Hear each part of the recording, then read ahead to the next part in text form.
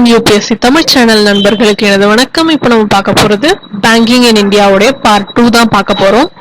So இது கொஞ்சம் லென்த்தியாக இருக்கும், ப்ளீஸ் ஃபுல்லாக பார்த்துருங்க. பிகாஸ் இது இன்னும் நான் பார்ட்டாக பண்ணேன்னா உங்களுக்கு வந்து கண்டினியூட்டி மிஸ் ஆகிடும். ஸோ அதனால் இந்த வீடியோலேயே நான் எல்லாத்தையும் முடிக்கிறேன். ஃபுல்லாக பாருங்கள். வாங்க இப்போ வீடியோக்குள்ளே போகலாம். இப்போ நம்ம பார்க்க போகிறது regional rural banks.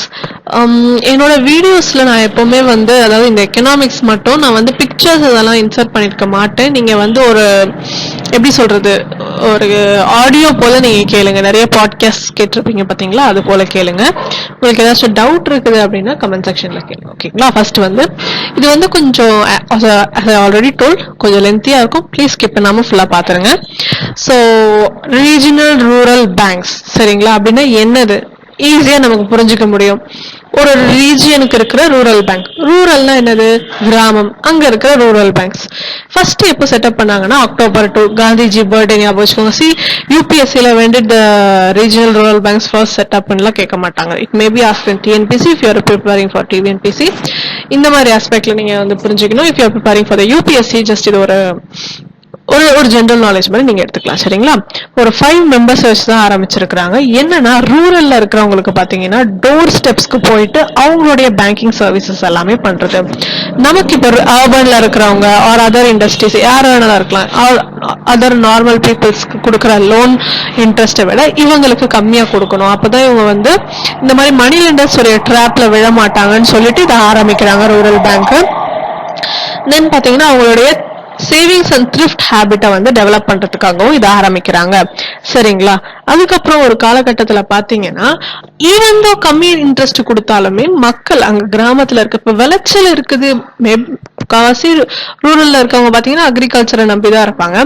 Agriculture, cottage industry அப்படிலாம் இருக்கிறவங்களுக்கு அவங்களுக்கு ப்ராஃபிட் இருந்தா தானே, they are also depend on their business தானே. பிசினஸ்ல ப்ராஃபிட் இருந்தா தானே they can repay it. So அப்படியுமே அவங்களால திருப்பி கொடுக்க முடியாம இருந்துச்சு. ஸோ நிறைய பேட் லோன்ஸ் வர ஆரம்பிச்சது.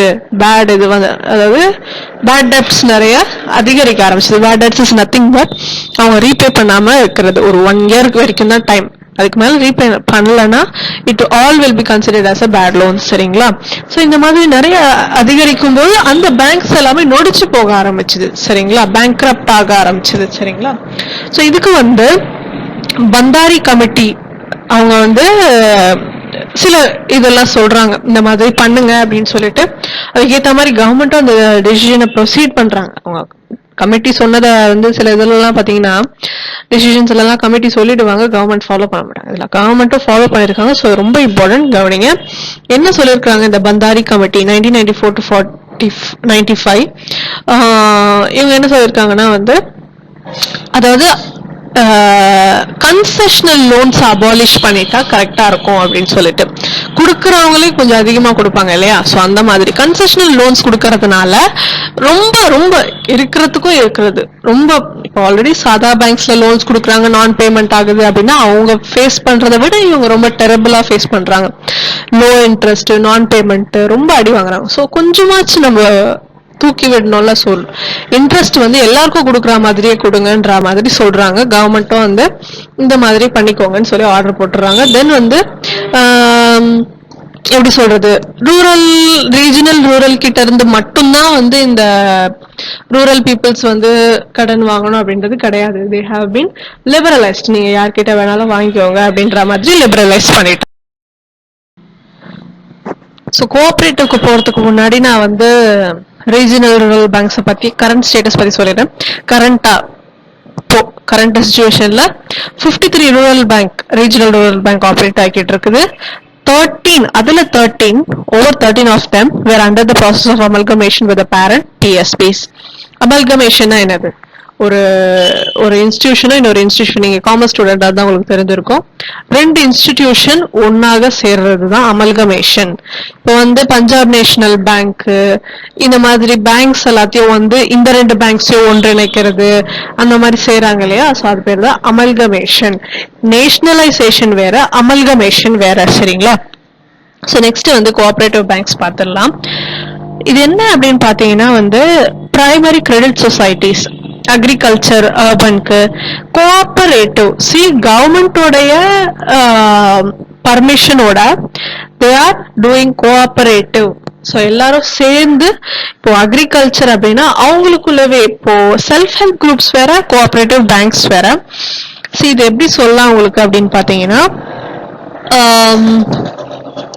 உங்களுக்கு கோஆபரேட்டிவ்னா தெரியும், கோஆபரேஷன், ஒரு நிறைய பேர் சேர்ந்து ஆரம்பிக்கிற ஒரு ஒரு ஒரு பேங்க், ஒரு ஃபண்டிங்க்கு நம்ம எதுக்கு வெளியில இருந்து எக்ஸ்பெக்ட் பண்ணணும், இப்படியே கோஆபரேட்டிவா ஆரம்பிக்கலாம் அப்படின்னு சொல்லிட்டு ஆரம்பிக்கிறாங்க. இந்த பேங்க்ஸ் யார் வந்து இதுக்கு ரெகுலேட் பண்ணுவாங்கன்னா, ஆர்பிஐ ஆஸ் வெல் ஆஸ் யூசிபிஸ். யூசிபிஸ்னா என்னது? கோஆபரேட்டிவ் பேங்க்ஸ், அதாவது அர்பன் கோஆபரேட்டிவ் பேங்க்ஸ் லைசன்ஸ் கொடுக்கணும் அவங்க தான். சரிங்களா? சோ இவங்க ரெண்டு பேருமே சேர்ந்து இது பண்றதா டியூவல் கண்ட்ரோல். எதுக்கு? கோஆபரேட்டிவ் பேங்க்ஸ்க்கு டியூவல் கண்ட்ரோல். சரிங்களா? They have 3 tier structure: primary credit societies, district central cooperative banks, state cooperative banks at the apex level. சரிங்களா? சரி, primary credit societies in urban areas that meet certain specific criteria can apply to RBI for a banking license to operate as urban cooperative banks. They are registered and governed under the Cooperative Societies Act of respective states and are covered by the Banking Regulation 1949. சரிங்களா? So இவங்க வந்து registration, இவங்களுடைய dual control சொல்லிட்டு நான் managerial aspects பார்த்தீங்கன்னா, registration, management, administration, recruitment, amalgamation, liquidation etcetera are controlled by the state government, while the matters related to banking are regulated by RBI. சரிங்களா? So வந்து one district can have not more than one district cooperative society bank with a number of DCCBs, அதாவது district cooperative banks, reporting to the state cooperative banks. They were under supervision of the RBI. Later on this function was delegated to the NABARD. What is NABARD? National Agricultural Board. ஓகேங்களா? Agriculture உடைய bank. ஓகேங்களா? NABARD is that only. So next வந்து so financial sector reforms வந்து ரொம்பவே சூப்பராக இருக்கும். 1991 ஆகஸ்ட்ல வந்து இந்த மாதிரி ரெக்கமெண்ட் பண்றாங்க, high level committee on financial system சொல்லிட்டு. என்னென்ன ரெக்கமெண்டேஷன்ஸ் பண்றாங்க, கவர்மெண்ட் என்னென்ன கொண்டு வராங்கன்னு குயிக்கா பார்த்துடலாம். கேஷ் ரிசர்வ் ரேஷியோ பார்த்தீங்கன்னா 15% இருக்குது, ஆனால் அதை வந்து 3 to 5% கொண்டு வாங்க அப்படின்னு சொல்லி ரெக்கமெண்ட் பண்றாங்க. ஆர்பிஐ வந்து அதுக்கு வந்து கேஷ் ரிசர்வ் ரேஷியோக்கு இன்ட்ரெஸ்ட் பே பண்ணுங்கன்னு சொல்லி ரெக்கமெண்ட் பண்றாங்க. இதெல்லாம் ரெக்கமெண்டேஷன், இம்ப்ளிமெண்ட் பண்ணல. சரிங்களா? ரெக்கமெண்டேஷன்ஸ் தான். ஸோ நீங்க இது எதுக்கு யூஸ் பண்ணலாம் அப்படின்னு பாத்தீங்க அப்படின்னா, இப்போ நீங்க வந்து இப்போ மேபி கரண்ட் சிச்சுவேஷன்ல ஏதாச்சும் பேங்க்ல வந்து பிரச்சனை வருதுன்னு சொல்லிட்டு ஏதாவது இஷ்யூ வருது, இல்ல எக்ஸாம்ல கேக்குறாங்க இந்த மாதிரி பேங்க்ல எல்லாம் வந்து கொலாப்ஸ் ஆகுது, அவங்க ஃபெட் அப் ஆகுறாங்க, இதுக்கு என்ன பண்ணலாம் அப்படின்ட்டு கேட்பாங்க.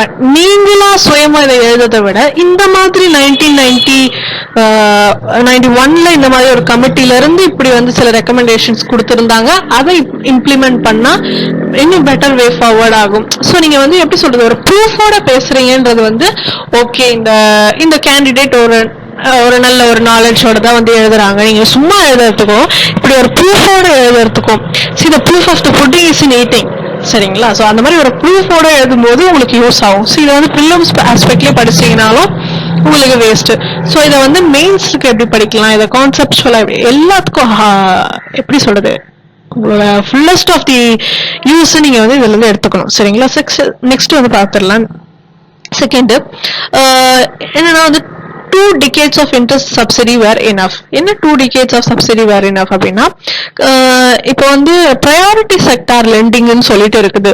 ஒரு வருஷத்துல ஒரு பேங்க்னு எடுத்துக்கலாம். சரிங்களா? அவங்களோட இதுல இருந்து நாட் 1 year, அவங்க வந்து அவங்களுடைய ஆமா 1 year, எஸ் 1 year, அதுல இருந்து 1% ஆஃப் த பேங்கிங் உடைய அவங்களுடைய கேபிட்டல் இருந்து 1% வந்து ப்ரையாரிட்டி செக்டார் லெண்டிங், அதாவது வீக்கர் செக்ஷன்ஸ், ரூரல், இந்த மாதிரி பர்சன்ஸ்க்கெல்லாம் நீங்க லெண்ட் பண்ணணும்னு சொல்லி ரூல்ஸ் இருக்கு.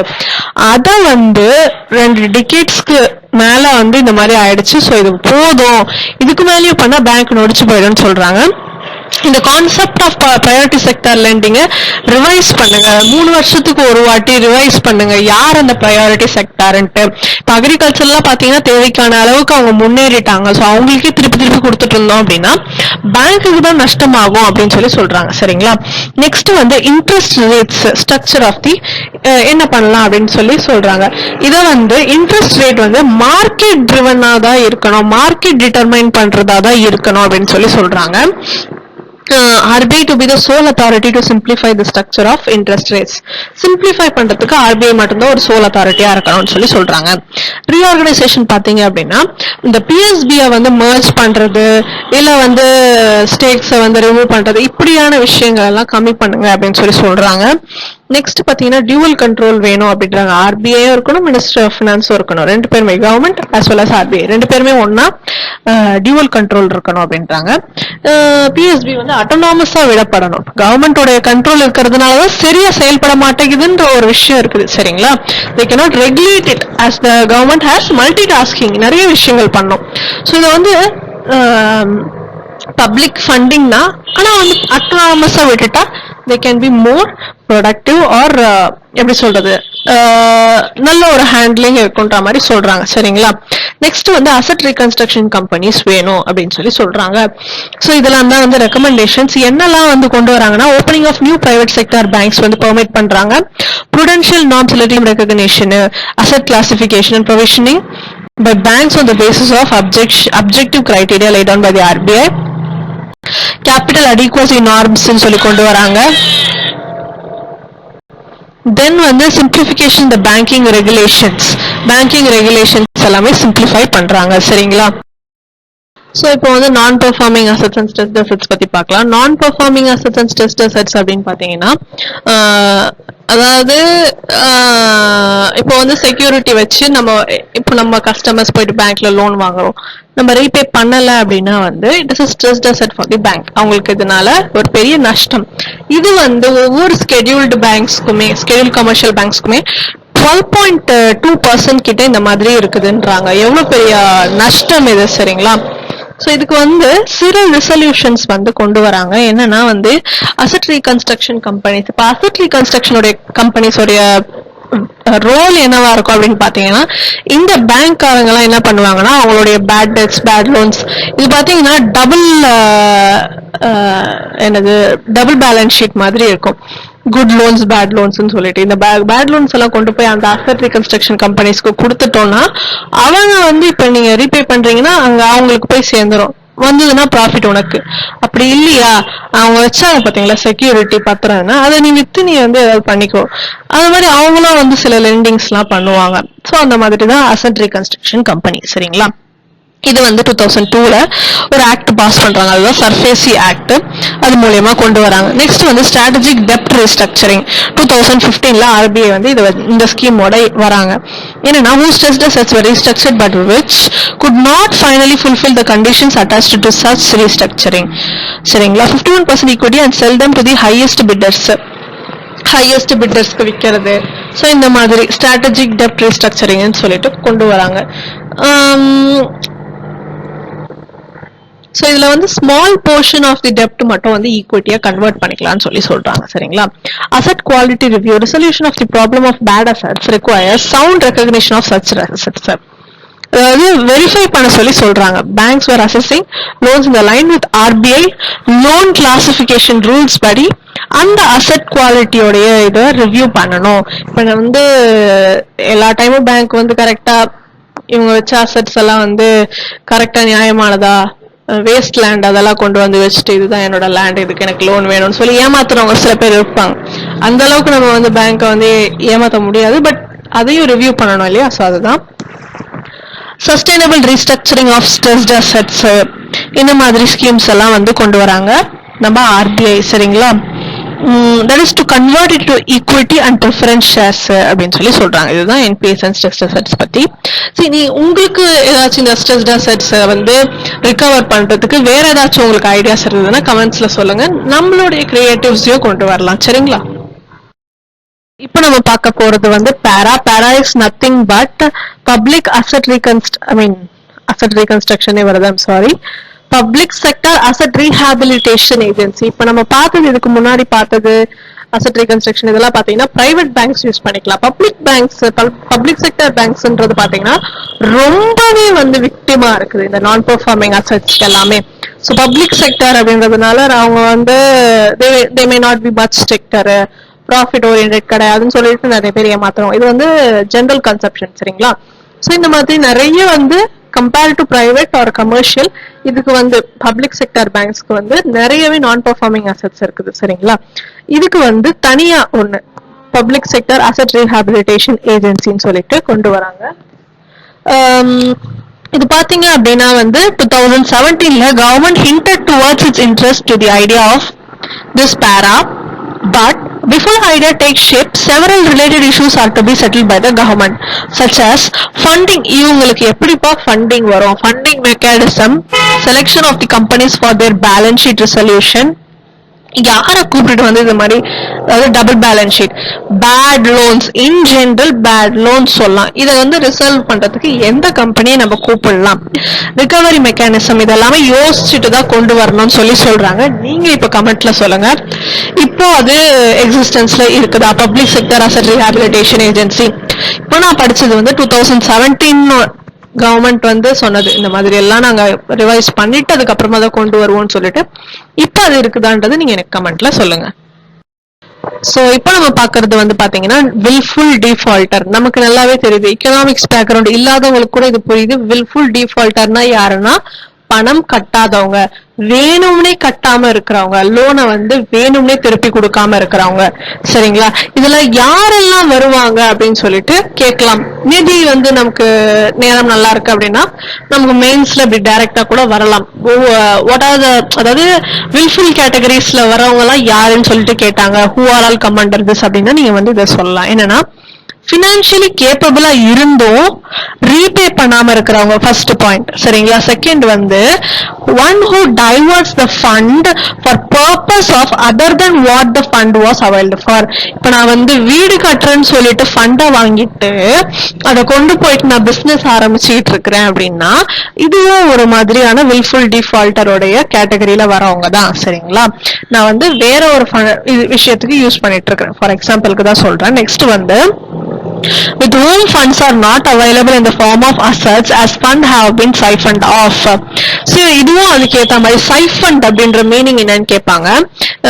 சேம் அதே தான் நான் வந்து வீடு கட்டுறேன்னு சொல்லிட்டு, ஆக்சுவலி இதுக்குதான் அந்த மீனிங் வரும், நான் சொல்லிடுறேன். வீடு கட்டுறேன்னு சொல்லிட்டு வாங்கிட்டு வீடை கட்டாம, ஹவுசிங் லோன்னு சொல்லிட்டு வாங்கிட்டு வீடை கட்டாம வேற ஏதாச்சும் ஒரு விஷயத்துக்கு நான் யூஸ் பண்ணிட்டேன்னா that is siphoned off. Diverts the fund for the purpose. இப்போ இதுக்கு முன்னாடி சொன்ன பாத்தீங்களா, diverts the fund for purpose other than what the fund was available சொல்லிட்டு, அது என்ன அர்த்தம்னா நான் வேற ஏதாவது ஒரு விஷயத்துக்காக, மேபி டெரரிஸ்ட் ஃபண்டிங் அந்த மாதிரி விஷயத்துக்குலாம் நான் டைவர்ட் பண்றேன்னா நானுமே ஒரு வில்ஃபுல் டிஃபால்டர் தான். Who has sold or disposed the property that was used as security. இங்க நான் செக்யூரிட்டி நம்ம மக்கள்லாம் பண்ணுவாங்க இல்லைங்களா, பொதுவாகவே எல்லாரும் ஒரு காமெடியா நம்ம பாக்குறது தானே. லோன் வந்து வைப்பாங்க, ஐ மீன் லோன் வந்து அவைல் பண்ணிப்பாங்க, செக்யூரிட்டின்னு சொல்லிட்டு ஒன்று வைப்பாங்க, லேண்டு அப்படி இப்படின்னு சொல்லிட்டு. இந்த பக்கம் பாத்தீங்கன்னா வேற ஏதாச்சும் கடன் பிரச்சனைல அதை கொண்டு போய் வித்துருவாங்க, பத்திரத்தை பேங்க்ல கொடுத்துட்டு இதை கொண்டு போய் ஏதாவது போய் சொல்லிருக்கல. ஸோ இது மாதிரியுமே வந்து வில்ஃபுல் டிஃபால்டருடைய கேட்டகரி தான் அப்படின்னு சொல்லி ஸோ இப்போ வந்து கேபிட்டல் அடிக்வசி ரேஷியோ பார்க்கலாம். Capital adequacy ratio is nothing but ஒரு பேங்கோடைய கேபிட்டலுக்கு அகெயின்ஸ்டா ஒரு ரேஷியோ. என்னன்னா எவ்வளவு ரிஸ்க் வந்து இட் கேன் ஹேவ், இவ்வளோ ரிஸ்க் வந்து தாங்கும் இந்த பேங்க், இதுக்கு மேல போச்சுன்னா நொடிச்சு போயிடும்னு சொல்லி இது பண்றோம். ஒரு நேஷனல் ரெகுலேட்டர் வந்து இதை வந்து அசஸ் பண்ணுவாங்க. ரீசெண்டா இதுக்கு ஒரு எக்ஸாம்பிள் சொல்லலாம்னு பாத்தீங்கன்னா எஸ் பேங்க் நொடிச்சு போச்சு பாத்தீங்களா. ஸோ அவங்களுக்கு வந்து இந்த மாதிரி ஆர்பிஐ வந்து கொஞ்சம் ஹெல்ப் பண்ணிட்டு இருந்தாங்க. அவங்களுடைய இந்த cash reserve ratio, statutory liquidity ratio, இந்த மாதிரி எல்லாம் வச்சு, ஐ மீன் அந்த அமௌண்ட் எல்லாம் வச்சு ஹெல்ப் பண்ணிட்டு இருந்தாங்க. பட் இருந்துமே வந்து இந்த பணத்தை வந்து வெளியில இது பண்றது, அதாவது மக்களுக்கு கொடுக்கறத வந்து ரொம்ப ஸ்ட்ரிக்டா இது பண்ணிட்டு இருந்தாங்க, ஸ்ட்ரிஞ்சென்டா. ஒரு நாளைக்கு ஒருத்தர் அதாவது லேக் ஆஃப் அந்த அமௌண்ட் எல்லாமே கம்மி ஆயிடுச்சு. ஸோ இந்த மாதிரி ஆகும்போது ஸோ என்ன அப்படின்னா அவங்களுக்கு முன்னாடி தெரிஞ்சிருக்கும் இதை கிராஸ் பண்ண இவ்வளோ அமௌண்ட்டுக்கு கிராஸ் ஆச்சு லாஸ் அப்படின்னா நமக்கு நொடிச்சு போயிடுவோம்னு தெரிஞ்சும் அவங்க அந்த மாதிரி காஷியஸ் மெஷர் எடுக்காம போனதுதான் அதுக்கான காரணம். ஸோ அந்த ஒரு விஷயத்த அதாவது ஒரு பேங்க்குக்கும் அசஸ் பண்ணி சொல்றவங்க தான் இந்த capital adequacy ratio national regulator அப்படின்ற அதாவது நேஷனல் ரெகுலேட்டர்ஸ் வந்து இதை சொல்லுவாங்க சரிங்களா. ஸோ அதுபடி நம்ம வந்து முன்னாடி ப்ரிகாஷனரிஸ் எடுக்கலன்னா we will fall in the trap. we in the sense bank. So இப்போ நம்ம வந்து மணி சம்பந்தப்பட்ட சில கான்செப்ட்ஸ் நம்ம முக்கியமானது ப்ரிலிம்ஸ் ஆஸ்பெக்ட்ஸ் அப்படி கூட நீங்க வந்து லிசன் பண்ணிக்கலாம். ஸோ நம்ம அதை தான் பார்க்க போறோம். இப்போ வந்து ரிசர்வ் மணி அப்படின்னா என்னன்னா currency that is deposited with RBI. RBI கையில் இருக்கிற மணிஸ் தான் வந்து ரிசர்வ் மணி அப்படின்னு சொல்றாங்க சரிங்களா. கரன்சி இன் circulation plus bankers deposits. Bankers எல்லாம் ஆர்பிஐல வச்சிருக்காங்க பாத்தீங்களா அது. நேரோ மணி அப்படின்னா என்னன்னா கரன்சி வித் பப்ளிக் நம்ம போல இருக்க public plus demand deposit with banking. இப்ப நீங்க டிமாண்ட் டெபாசிட் படிக்க இப்ப உங்களுக்கு புரியுது உங்களுக்கு இந்த மாதிரி படிக்கிறது தான் கஷ்டமா இருக்குன்னு சொல்லிட்டு அதாவது கொஞ்சம் நீங்க கான்சென்ட்ரேஷன் பண்ணீங்கனாலே ஈஸியா புரிஞ்சிடும். இப்ப டிமாண்ட் டெபாசிட்னா என்ன அப்படின்னா டிமாண்ட் பண்ணும்போது கொடுக்கப்படுற டெபாசிட். நம்ம சேவிங்ஸ் அக்கௌண்ட்ல போடுறோம் அப்படின்னா whenever we demand the amount இப்ப உங்களுக்கு வேணும் அப்படின்னா you can go and swipe it அதாவது எடுத்துக்கலாம் நீங்க ஸ்வைப் பண்ணி எடுத்துக்கலாம். ஸோ இதெல்லாம் தான் நேரோ மணி சரிங்களா. M2 அப்படின்னு மணி 2 அப்படின்னு இருக்கு என்னன்னா இப்ப நான் சொன்ன M1 plus savings deposit of the post office saving bank. Post ஆஃபீஸ்ல கூட நம்ம மணி சேவ் பண்ணி வைக்கலாம் சரிங்களா. உங்களுக்கு தெரிஞ்சிருக்கும்னு நினைக்கிறேன். ஸோ அதுவும் பிளஸ் நம்ம வந்து டெபாசிட் பேங்க்ஸ்ல டெபாசிட் பண்றது M2ன்றாங்க. இன்னொன்னு வந்து பிராட் மணி அப்படின்னா என்னன்னா M1 அதாவது deposit with bank plus time deposit with banking system. Banking system அப்படின்னு சொல்லும்போது இப்போ ஒரு சில பேங்க்ல எல்லாம் வந்து 1 year fixed deposit 2 year 3 year அவ்வளவுதான் இருக்கும். சில பேங்க்ல 5 year fixed deposit time stipulated period of டைமுக்கு நீங்க வந்து டெபாசிட் பண்ணி வைக்கிறது தான் வந்து பிராட் மணி M3. இந்த பிராட் மணி பாத்தீங்கன்னா அஷ்யூர்டா பேங்க் கையில இருக்கும். சோ ஒரு 1 lakh டெபாசிட் பண்றோம் அப்படின்னா பேங்க்கு அது ஒரு 1 year அந்த ஒரு 1 lakh கேரண்டி அவங்க அதை வந்து எங்க வேணாலும் போய் இன்வெஸ்ட் பண்ணலாம். இதுவே நீங்க ஒரு 500 ரூபாய் இன்னைக்கு டெபாசிட் பண்றீங்க சும்மா ஒரு இதுல ஒரு சேவிங்ஸ் அக்கௌண்ட்ல போடுறீங்க அப்படின்னா அவங்க அதை வந்து எப்பவுமே ரெடியா வச்சிருக்கணும். அதாவது சர்க்குலேஷன்ல வரும் பாத்தீங்களா ப்ராஃபிட் எப்போ நீங்க கேட்டாலும் கொடுக்கறதுக்கு they have to make it ready. புரிஞ்சிருக்கும்னு நினைக்கிறேன். M4 அதாவது மணி 4 அப்படின்னா என்னன்னா M3 plus all deposit with post office savings bank excluding national saving certificate சரிங்களா. நெக்ஸ்ட் வந்து இப்போ வந்து ஏன் வந்து பேங்க் வந்து இஷ்டத்துக்கு அச்சிடக்கூடாது மணி எல்லாம் லோன்லாம் அப்படியே இது பண்ணிக்கலாமே ஃபாரின் லோன் எல்லாமே தப்பு. இப்ப நம்ம வந்து ஆர்பிஐ வந்து ஏதாவது ரிலீஸ் பண்றாங்க லிக்விடைஸ் பண்றாங்க அப்படின்னா அதுக்கு ஈக்குவலான ஃபாரின் ரிசர்வ் அண்ட் கோல்ட வந்து அவங்க வந்து பண்ணணும். அவங்க வந்து லிக்விடைஸ் பண்றது அவங்களுக்கு ஒரு லயபிலிட்டி ஆர்பிஐக்கு ஒரு லயபிலிட்டி மாதிரி. ஸோ அதுக்கு பேலன்ஸ் பண்ற மாதிரி they have to back by an equal asset gold foreign exchange reserves அதெல்லாம் வைக்கணும் சரிங்களா. கோல்டு அதிகமா ஃபாரின் ரிசர்வ் அதிகமா காம்பன்சேட் பண்ணணுமா அப்படின்றத நீங்க எனக்கு கமெண்ட்ல சொல்லுங்க. சோ தட் நான் வந்து எனக்கும் ஒரு ஹோப் இருக்கும் நீங்க என்னோட லெக்சர்ஸை கவனிக்கிறீங்கன்னு சொல்லிட்டு வேற எதுக்கும் இல்லைன்னா ஃப்ராங்காவே சொல்லிடுறேன். ஸோ இதெல்லாம் தான் வந்து மணியை பத்தின சிம்பிள் கான்செப்ட் சரிங்களா. ஸோ இது வந்து ரொம்பவே இன்ட்ரெஸ்டிங்கா இருக்கும். நான் ரெசிடென்ட் இந்தியன் டெபாசிட். நான் ரெசிடென்ட்னா என்னது இங்கே இருக்கிறவங்க this is my resident. So I mean Chennai is my resident. Chennai எங்க இருக்கு தமிழ்நாடு எங்க இருக்கு India. So on the whole உங்களுக்கு எப்படி இந்த கான்செப்ட் இப்போ நீங்க வந்து எக்கனாமிக் ஸ்டூடெண்டா இருந்தீங்கன்னா உங்களுக்கு கண்டிப்பா புரியும். என்னோட வீடியோஸ் நான் எக்கனாமிக்ஸ் ஸ்டூடெண்ட்ஸும் பாக்குறீங்க. ஸோ அதுக்காக தான் நான் உங்களுக்கு ஃபியூச்சர்ல நீங்க ஏதாவது புக் படிக்கிறீங்கனாலும் எக்கனாமிக்ஸ் சம்மந்தப்பட்டது உங்களுக்கு எப்படி அதை புரிஞ்சிக்கணும் அப்படின்றது உங்களுக்கு புரியலனாலும் நீங்க வந்து இது ஜஸ்ட் காமன் நாலேஜ்லயே உங்களுக்கு புரிஞ்சிடும். பட் இல்லைனாலும் நீங்க வந்து கூகுள் பண்ணி பார்க்கலாம்.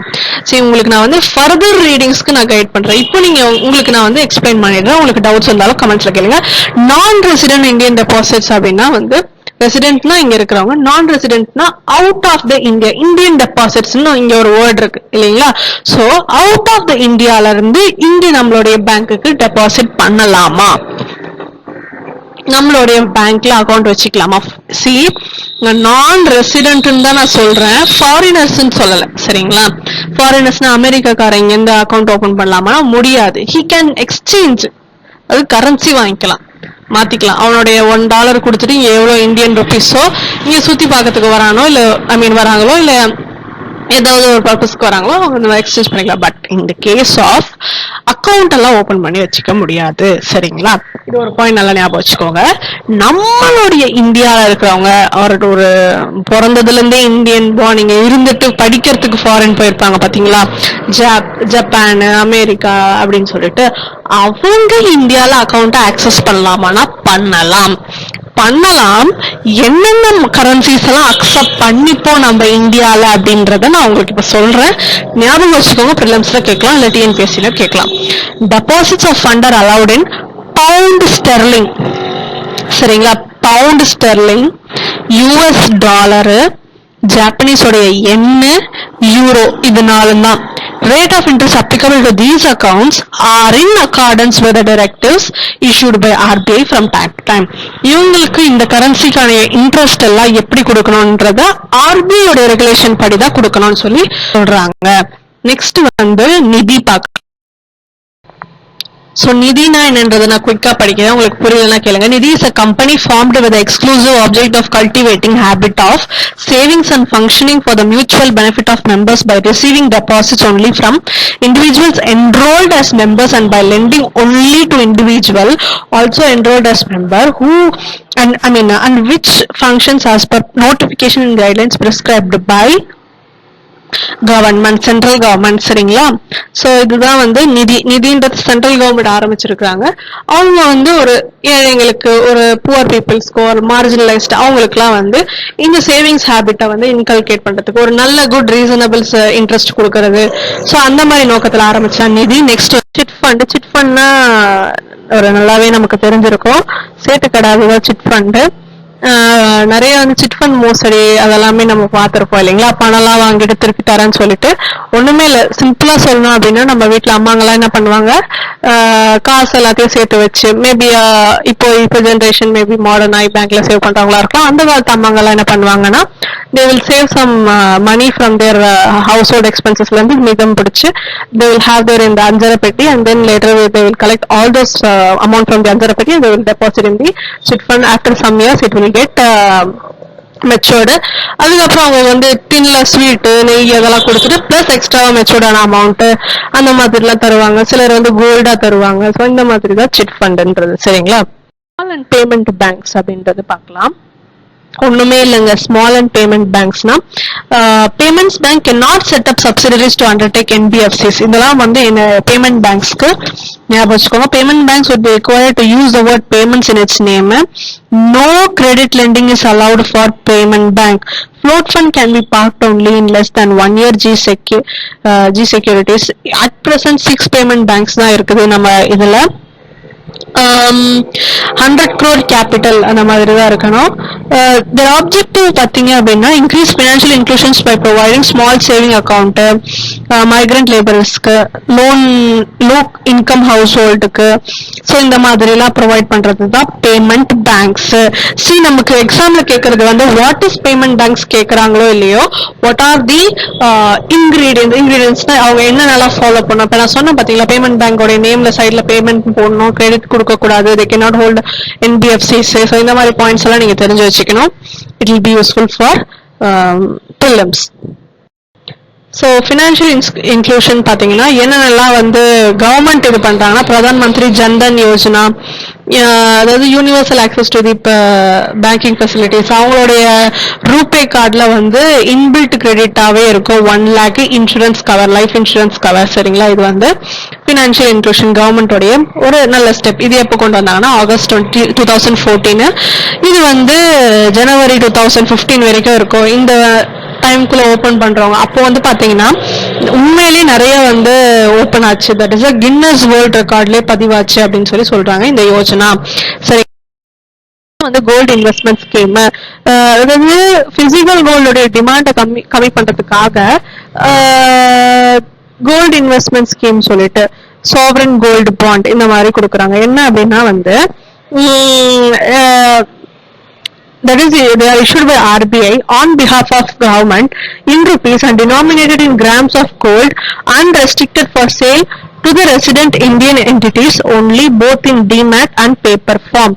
Exemption from capital gains tax is also available. Redemption is made in the rupee value equivalent to the price of gold at time of maturity. Time of maturity அப்போ அதாவது அந்த கிராம்ஸ்க்கு இப்போ கரண்ட்ல எவ்வளவு வேல்யூ அந்த கோல்டுக்கு அப்படின்னா அதை வந்து திருப்பி கொடுப்பாங்க. அது உண்மையிலே ரொம்ப நல்ல ஸ்கீம் தானே. இதுக்கு முன்னாடி சொன்ன இந்த கோல்டு மானிட்டைசேஷன் இன்வெஸ்ட்மெண்ட் அதெல்லாம் பாத்தீங்கன்னா எதுக்கு அப்படின்னா ஐடியலா இருக்கிற கோல்டை கொண்டு போய் வச்சுட்டு அதாவது வாட் ஆர் த பெனிஃபிட்ஸ் அப்படின்னு பாத்தீங்கன்னா ஐடியல் கோல்டை வந்து ஒரு நல்ல ஒரு இன்வெஸ்ட்மெண்ட்டுக்கு கொண்டு வர்றது, then it consequently reduce the imports அப்படின்னு சொல்லி சொல்றாங்க. நெக்ஸ்ட் வந்து Mudra bank. Mudra bank is nothing but prime மினிஸ்டருடைய அது ஒரு யோஜனா ஸ்கீம். ஓகேங்களா, 10 lakh லோன். யார் இப்போ புதுசா பிசினஸ் எல்லாம் ஆரம்பிக்கணும்னு நினைக்கிறாங்களா, micro unit development refinance agency bank, அதோடைய ஃபுல் ஃபார்ம் முத்ராவுடைய full form micro unit development and refinance agency bank. இவங்க வந்து அப் டு 10 lakhs வந்து புதுசா அதாவது through district banks or NBFCs இது மூலமா அப் டு 10 lakh வரைக்கும் தருவாங்க. சரிங்களா, இதுல பாத்தீங்க அப்படின்னா பக்கெட்ஸ் ஆஃப் ஃபினான்ஸ்டு. இதுல வந்து கேட்கும் போது நமக்கு கொஞ்சம் காமெடியா இருக்கும். என்னன்னா மனிதர்களுடைய பேர் வச்சு வச்சிருப்பாங்க. லோன் அப் டு 50,000 வந்து சிஷுன்றாங்க, 50,000 to 5 lakh லோன் வேணும்னா கிஷோர்ன்றாங்க, 5 lakh to 10 lakhன்றது தருண்ன்றாங்க. இது எதுக்கு நான் இப்போ உங்ககிட்ட சொல்றேன்னா it may be asked in it may have a chance to ask in prelims. சரிங்களா, it does not refinance the agriculture sector. சரிங்களா, no fixed interest rate in this scheme. இதெல்லாம் முக்கியமான பாயிண்ட்.